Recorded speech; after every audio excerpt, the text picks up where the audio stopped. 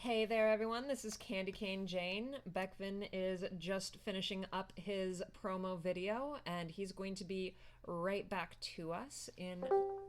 Oh, here he is! Hey! Up. How are you doing? I'm doing okay. How are you doing, Beck? I'm doing good. It's a Monday night, hanging out. It's Monday night, yeah. It's Garfield Day. It is it is Monday Garfield Cat Day. Oh man. So, how you feeling? How you doing? How are the vibes? How am I doing? I'm doing good.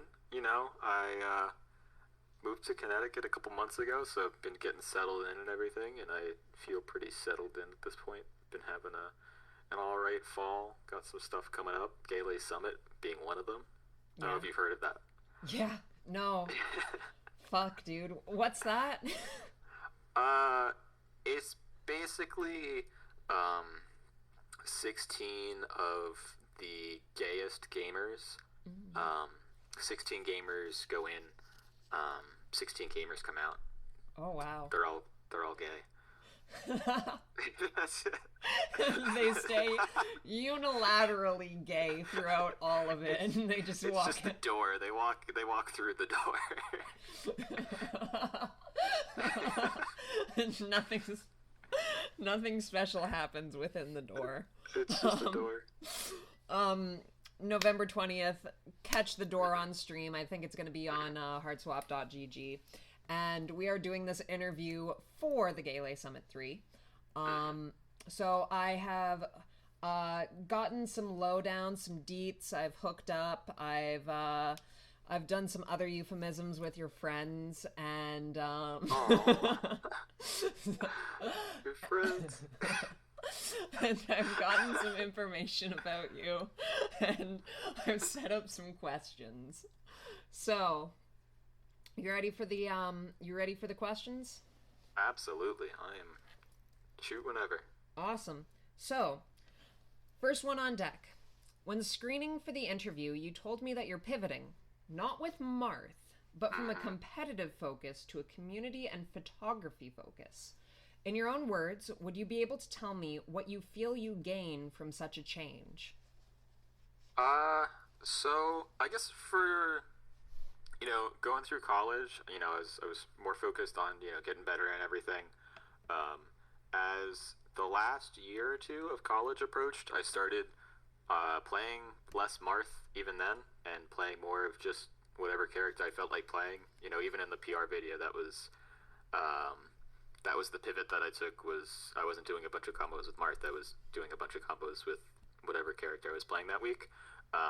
And so from that, kind of divvying off of wanting to be so competition and grind focused. After graduation, it kind of continued a bit, especially with quarantine and everything. Just not being as focused as putting as much time into elevating my gameplay as much as just hanging out with friends and spending time with them. That's one of my favorite things about Melee, especially in college. There was Boarcut was the name of the house that we went to. It was just my friend's place that Jacob Weisgull, Hogborg, just all hung out, played games. Had some parties there. We had like a murder mystery night, and that's what started to matter more to me. And I'm also a fan of photography. I have my cameras right here, which you people can't see because this is audio.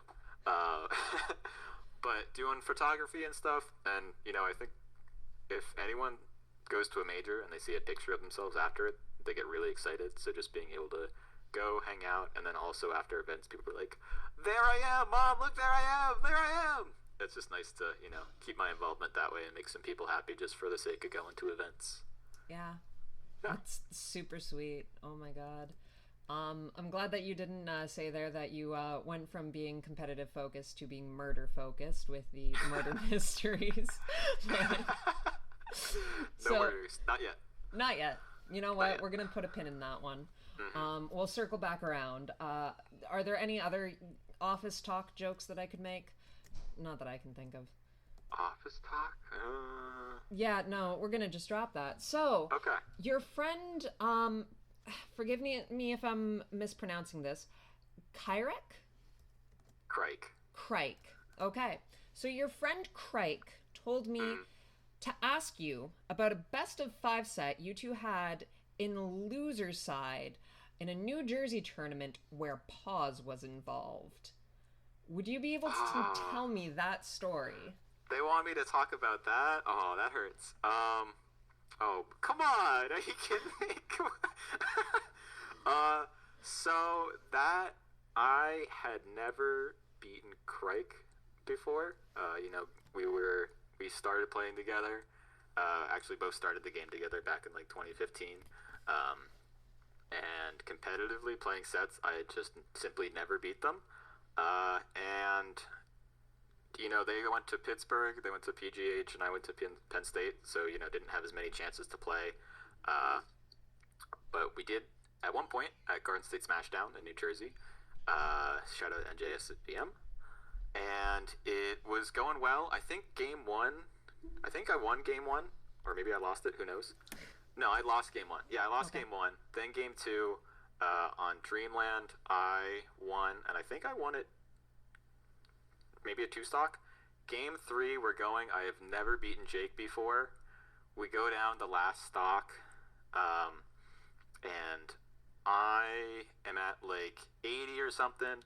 They are at about 10. I get a grab, and they start mashing, and then they hit the pause button, and then we have like, because I've never beaten him before. And it's like, I could just take the win right now.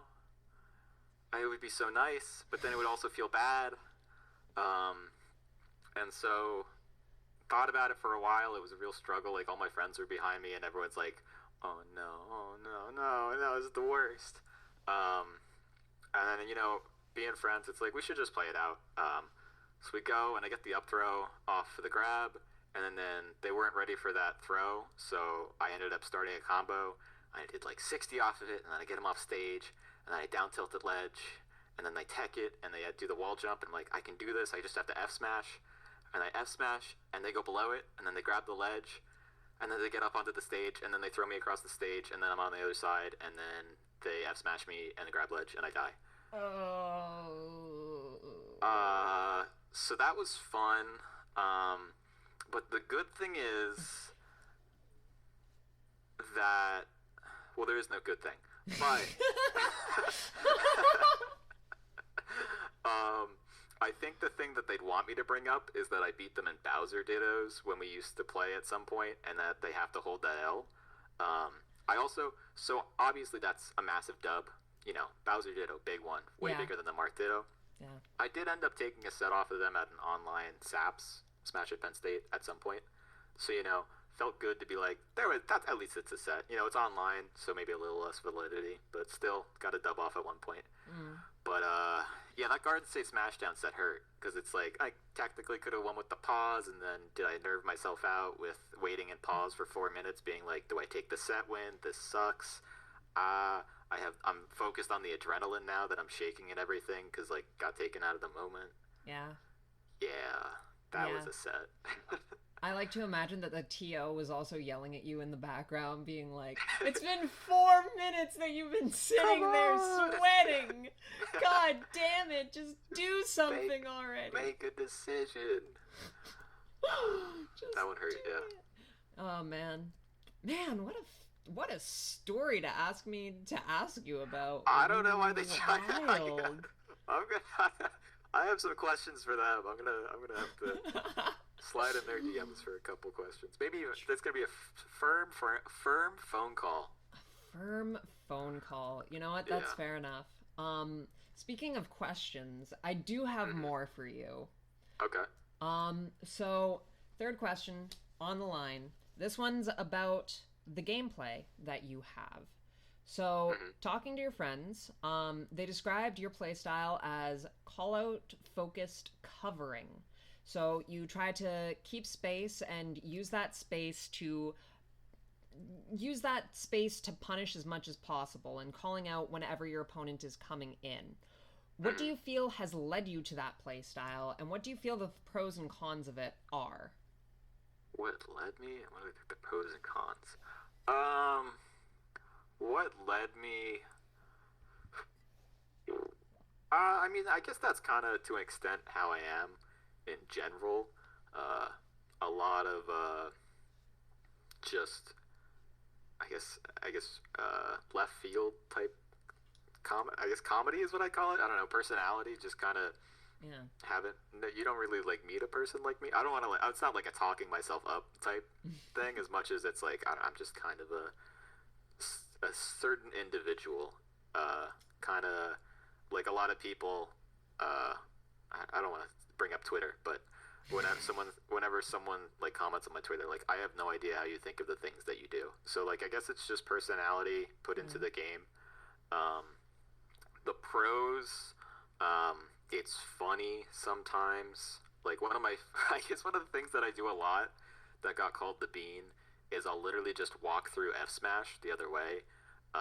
And there's a great clip out there somewhere of me playing against Zane's Roy. And we're like last stock Hypersen on FD. And he's like super focused, like leaning into the screen and everything.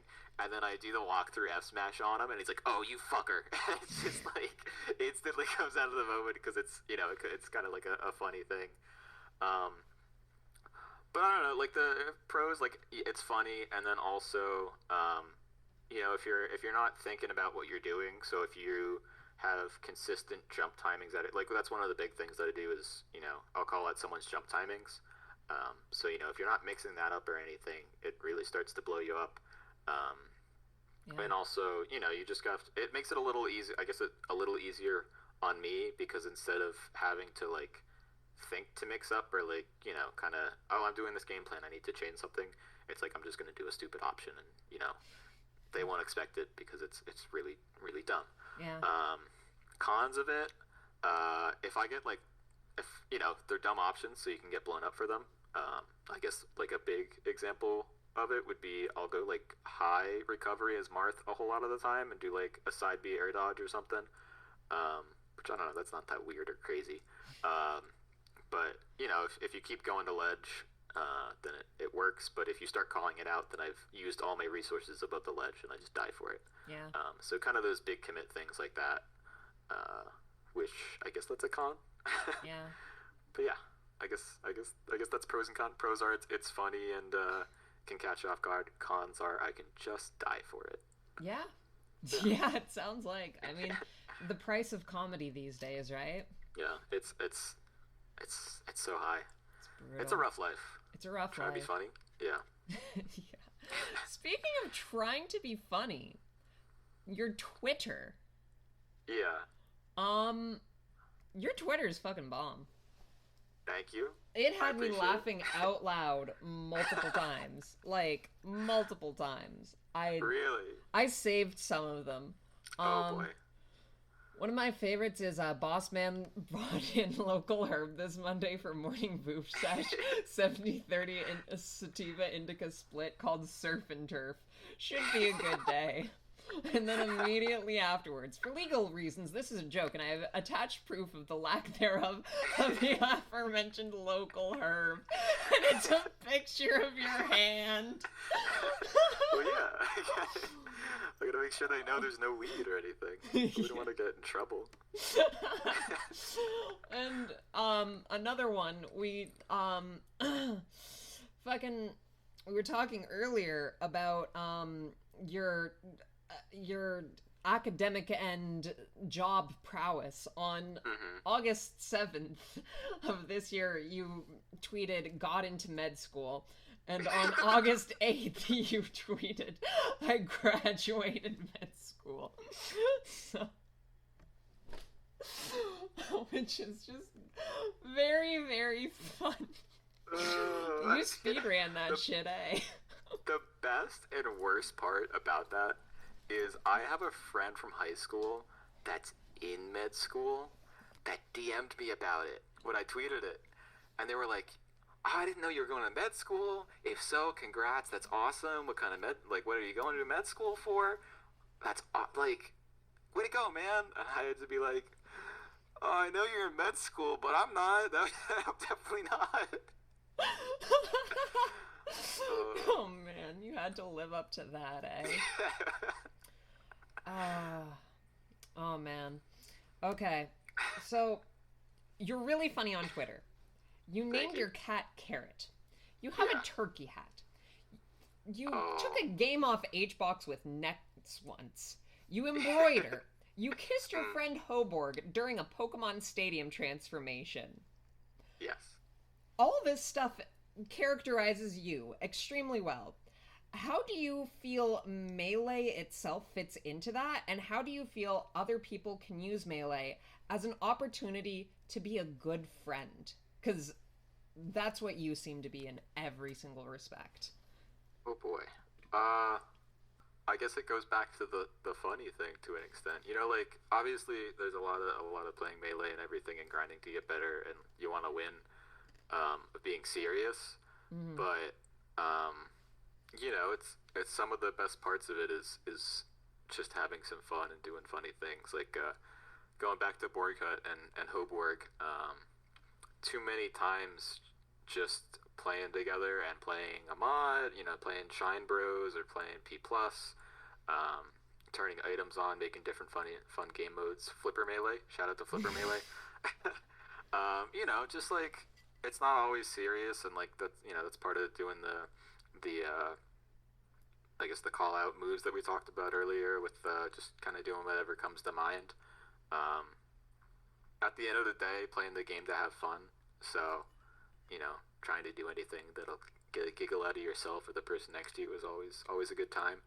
Um, how can people how can people use melee to Yeah, be a enjoy good friend. themselves? Be a good friend. Um, I mean, for the people that are grinding, you can always try and give an explanation or add some. You know, obviously, don't just spout coaching at people, but definitely, if someone's trying to learn, if someone's having trouble, giving input, especially um, on ways that they're having trouble not even doing things, but you know, learning how to do things like how to practice to get better, is always helpful. And then also just being there to spend time with the pals, and you know, in general, be there for them. You know, at the end of the day, it's a game, and it's the people around the game that really matter. Which you can use melee to build your group and build your friends. You know, I guess I'll shout out my Canadian friends here. Yeah. So I ran into, I guess, so about 5 6 years ago. B, who is more of an ultimate person, made a Discord. I guess it was this fall of my freshman year. A whole bunch of people joined it, and that was a nice place to make friends. And there was a guy named Franklin Peanut was his nickname, and so we became really good friends through there. And then after a while, I guess in the past couple months, I started hanging out with them a little more. And you know, they don't grind as hard as I had, so you know, it's kind of just, I'm not there to do competition or anything. I'm there to hang out with them and have a good time. Um, so you know, whenever I'm playing with them, it's less about trying to grind or do anything crazy or really put competition to, you know, play as hard as you can, and more just have an enjoyable time hanging out with them. And they're a great example of how to just enjoy yourself and have fun around melee. Not that anyone is gonna know them except for them, but you know, when you're with people that you enjoy, that's when melee is at its most enjoyable, regardless of who's winning or what's happening. Yeah. Yeah, Yeah. That's that's sweet as hell. That's sweet as hell. Um, appreciate it. so we're just wrapping up here. Okay. Before I ask you the final question, do you have any other shout outs? Do you have anything Man, that you want to say shouts. to the people who are listening to Uh, this? you know, shout outs to Pipe Bomb Inc. as always. Um, shout out to Penn State. Shout out to Lehigh Valley. Those are those are the boys. Definitely. I mean, Penn State and Lehigh Valley are the two places that I was from the most. And you know, that's where you make your friends from. Like those are definitely the two places that I've made the most pals from, and you know, still hang out with the most. Shout out to Jake, because Jake is Craig. Yeah. Shout out to Jake. I mean, they've been there since day one. And I think at the end of the day, I'm not sure if anyone can dethrone that. Shout out to everyone else as well. I guess Craig Coburg, Windmill, Morpheus. Those are the. I guess those are the. Parm also. Shout out Parm. No one's gonna know Parm, but we love Parm. Shoutouts to Carrot. That was a little long. Shout out to Carrot. She's somewhere. Shout outs to Carrot. Shoutouts to Carrot. So, the final question that I have for you is: I saw that you love to make tier lists, so I want a quick tier list of each individual letter in Gaylee. Gaylee. Oh. Okay, so actually I always keep tier list maker up. So I have this up. I can make the tier list real quick. So we have Gayle. Not a big fan of the A or the L, but I would put the L at the bottom. Probably it's not bad. I'd put it in C tier. I'd put the B in B tier. I'd put the first E. The first E will go also in B tier, but then the second E will go in A tier, along with the G, which is above the second E, and then the Y is up on top. Actually, yeah, the Y is up on top, and like, so it's S tier is the Y. I'm gonna say G is an A plus. I want to give the distinction that it's better than A. And then we have the second E, and the A and the second E are in B tier, and then the L is. Did I mess up the letters? Oh my goodness! It's a capital G. That changes everything. G is totally an S tier. That's final. G and S, Y and A and B, and also E. The second E in B. B minus is the first E, and then L is C. Okay. I'm saying a lot. That's too many letters.